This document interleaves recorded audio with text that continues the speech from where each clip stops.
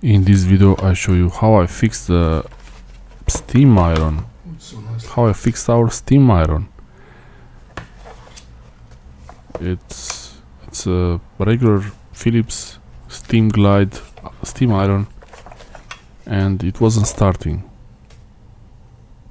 Philips PowerLife, whatever that means.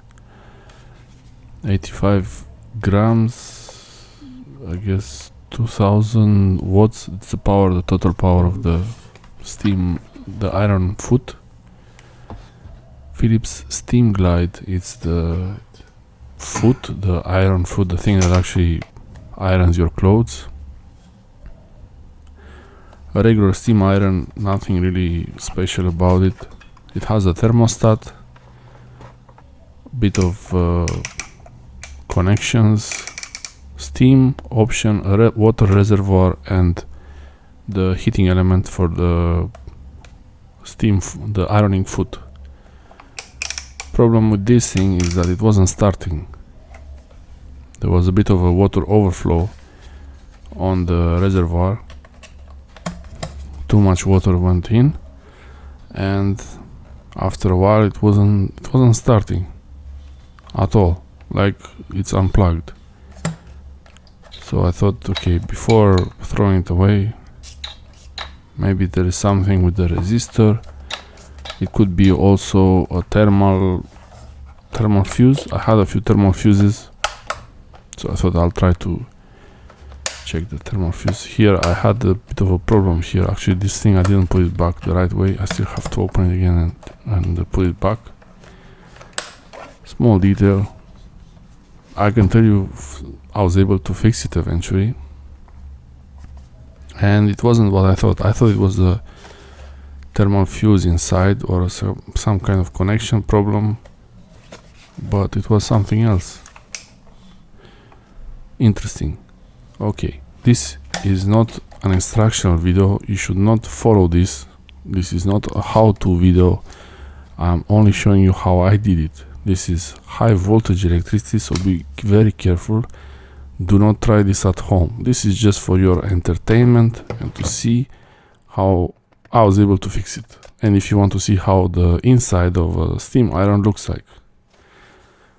I opened the back of the case. It was a bit difficult actually. Here a few clips that wouldn't really open easily. The reason why I say this warning earlier is that it's very dangerous to play around with the high voltage electricity, and it's AC voltage, so you might be used to DC voltage, but this works differently. And if in doubt, just don't try this. Take it to a small shop to fix it for you instead of buying a new one. The wires seem okay. I thought there would be some kind of a disconnection here or anything unusual. Nothing suspicious. So I go further. I mean, at this point I was ready to disassemble it and throw it to the e-waste bin. It wasn't working. So this wire is, everything here is AC voltage, high voltage AC. Even the thin wire for the lamp. I removed the thermostat cover, this dial indicator with the screwdriver. Everything clips out. Eventually I think I broke one of the legs here, but this is just a water reservoir cap. It goes in fine. There was another screw here, smaller one, so I got this one out also.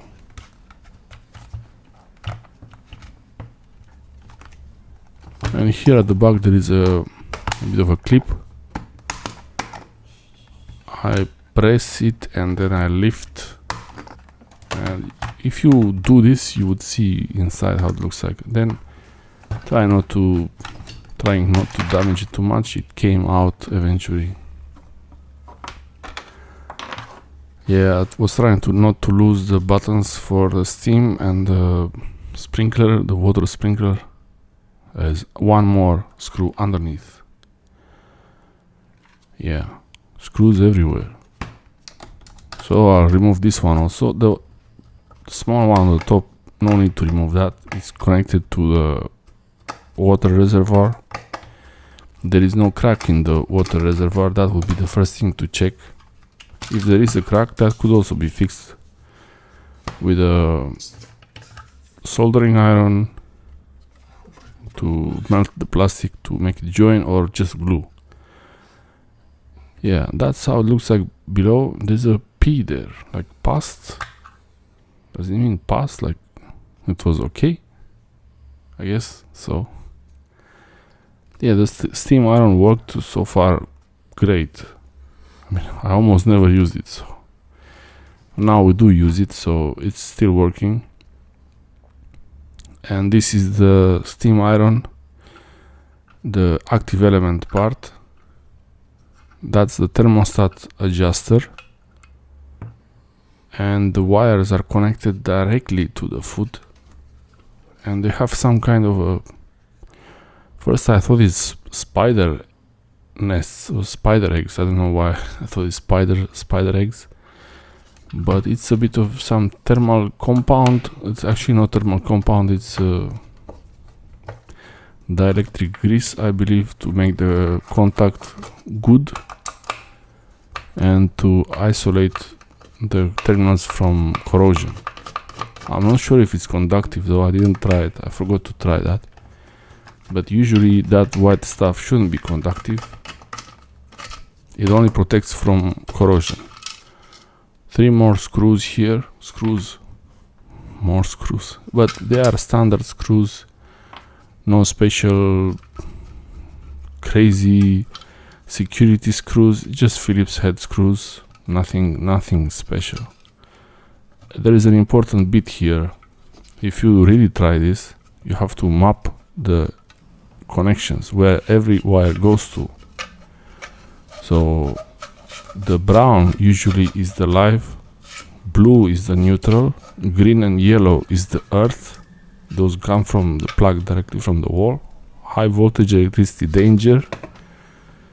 And the wires for the small lamp, I guess they don't really matter, but yeah, it's good to map them anyway.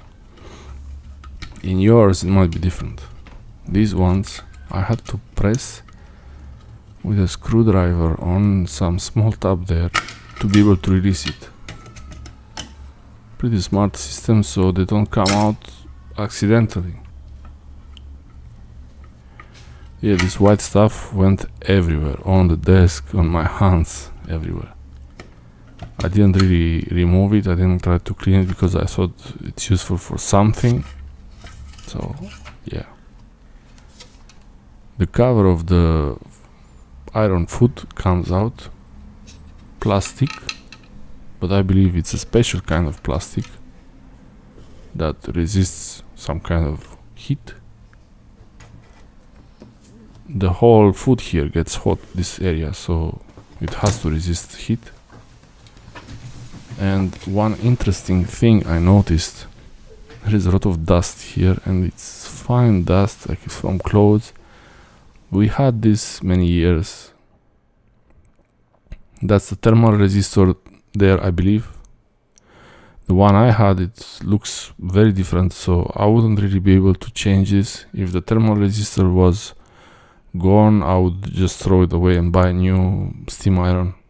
It has 2, it seems like.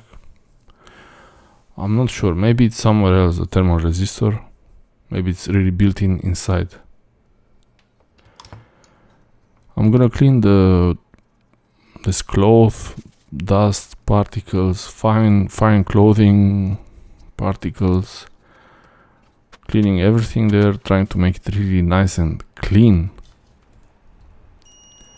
This is the heating element. It has some resistance on it, so it's not completely shorted. 30 ohms, 32 ohms. I don't know how much it should have, but that sounds pretty normal to me, so that seems to be okay. The heating element is okay. If the heating element was bad, that would be going straight to the bin. Yeah, the heating element is fine, but it wasn't starting, and Here I was trying to find the problem. There was no problem, and I thought thermostat maybe, but I wasn't sure how to check the thermostat. I have to really look at it carefully, and what I did, I reassembled everything and tried it, and it was still not working. So that was really weird, finding nothing wrong with it. And then yeah, but I didn't really look carefully at the thermostat. That was the problem. Yeah, the rubber pieces here, one of them, that small one, looks a bit like when it was first installed, it didn't really fit the part very well, so it's permanently like this now. There is no leak there, so I'm glad. Now I was looking at the thermostat, trying to figure out how to fix it. Yeah, this was when it was all assembled back and still not working, not turning on at all, not even on maximum temperature. Listen to the noise. So closer look at the thermostat before throwing it away. I listen in this part how the thermostat clicks, and these parts that have a bit of some kind of carbon material on them. I guess it's so it doesn't make sparks too much. The piece on inside there's a B-metal connection, and there is a rod that press. This one is a safety feature. This one is there in case the thermostat spins, to disconnect the power. It's a really smart system. So if something happens, the thermostat gets loose and is not in position as it should be, it would not work at all. Perfect. Better to not work than to make something bad. That I was going to clean a bit later. There's a bit of like a carbon connection there. It's all conductive because it has to conduct electricity. And yeah, this is really interesting to watch closer how the thermostat works. This is how most thermostats work. This doesn't need electricity, power, no anything. It uses the properties of this B-metal strip and a pin pressing it down or up. And depending on the temperature that this item has, it will connect at higher temperature or at lower I don't temperature. understand how it works. Interesting. There's a small thing there.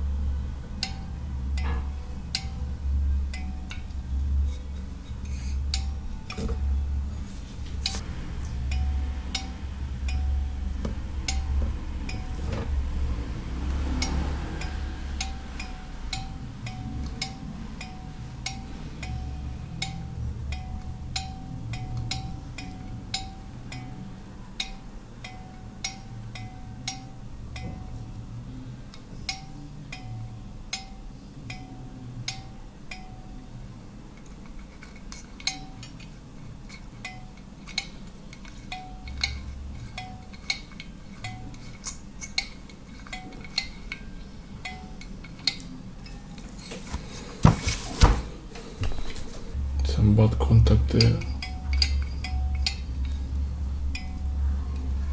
And this is this one.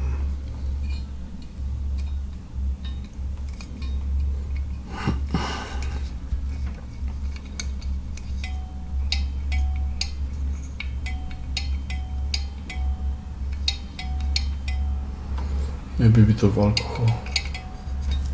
Clean that zone there.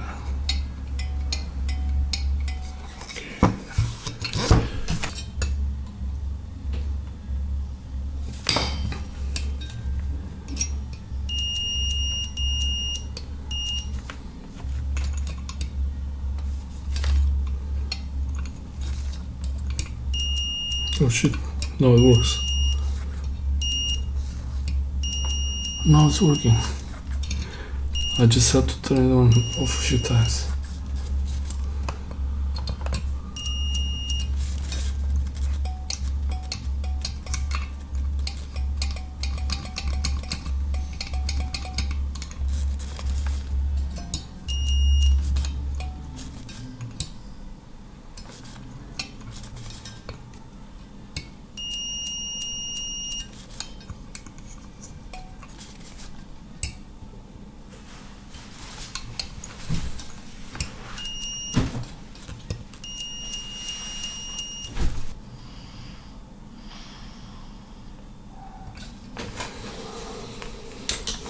Looks like I fixed it by chance.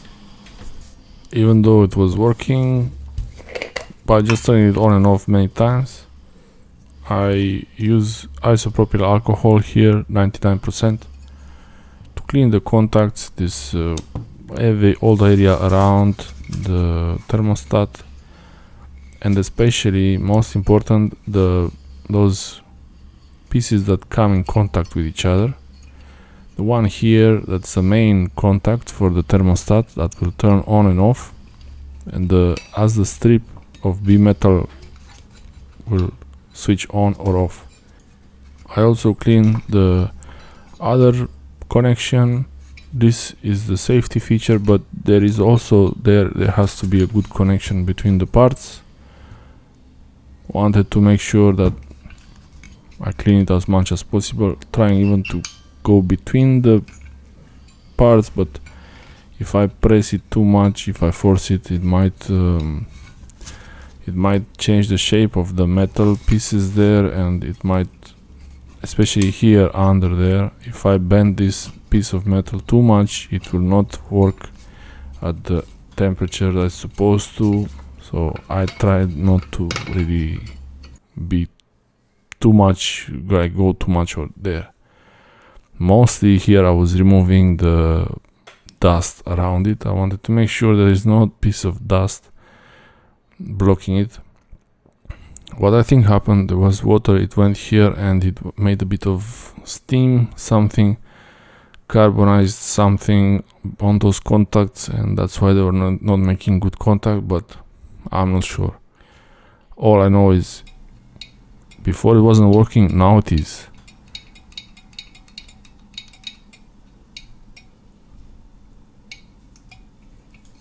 It could have been also the dust blocking that metal strip there, so that's also a possibility.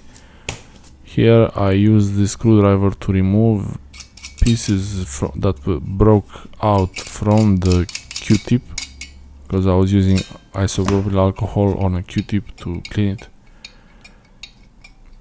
It was making the noise before, from what I remember, but I'm not sure now. So maybe this piece couldn't move freely because of the dust.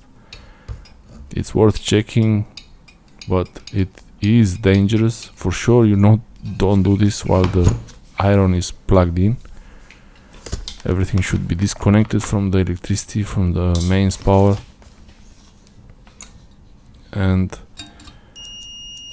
now there is continuity and now there is not. That means the thermostat is doing its job. It's supposed to be doing this, so it's working.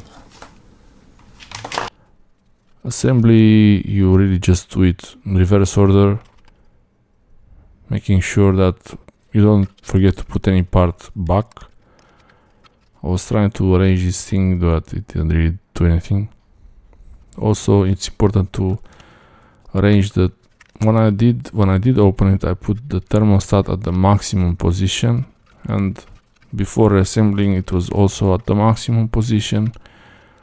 And when I put the lid back, I also put it at max. The wires, make sure that they go back in the place where they were before, nowhere else. And for sure no contact between the wires, and should be all the same as when you started. If you do this, it helps a lot if you take pictures at every step, even record a small video while you're doing it, so you can check it back to see if it's the same as it was. Here, for example, this button goes to 0 and steam. I didn't really put it in the right way, so the steam and the water jet doesn't work, but I'll do that. I'll fix that later. The wires should not be touching anything to get cut or damaged. It's very important, especially around the screws. You don't want a screw to pierce through a wire. This is the time to test it. And Let's see the sparkles. sparkle time. Okay. Yeah. It's working. The light is on. Ah, I fixed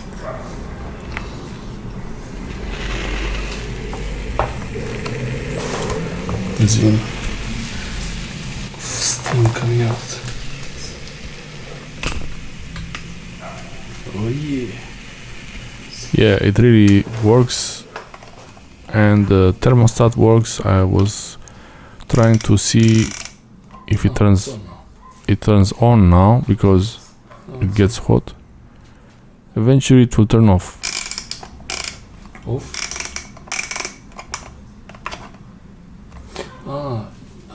It's working normally. Yeah, it's Because it's hot, yeah. That's how the task goes. Yeah. So it will turn on by itself now at some point. Had a bit of a worry moment. It's on maximum. Yeah, put it on maximum. The difficulty was I had to make it a bit cooler. You shouldn't really try to do this. I was sprinkling a bit of water on the hot plate, even ironing a piece of wet paper. In the normal situation, you iron your clothes and the iron gets cooler, so the thermostat has to work in the way that it turns the heating element on when the whole foot of the iron gets cooler. So Yeah, here it got it's on again,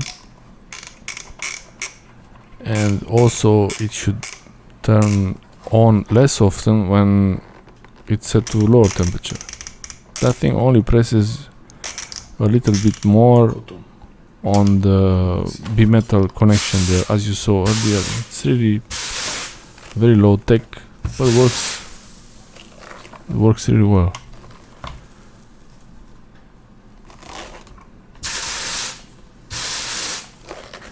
Yeah, the soldering the steam iron, it's working now. This thing I almost threw it in the waste bin, but okay, if you don't get it fixed, throw it in the e-waste bin. perfect. Yeah, now it's off by itself, and it makes the same click as you heard earlier. See we here. See we here. Oh yeah! If you don't get to fix it, throw it in the e-waste bin, but if you get to fix it, it's nice to keep having a nice working steam iron. Thanks for watching.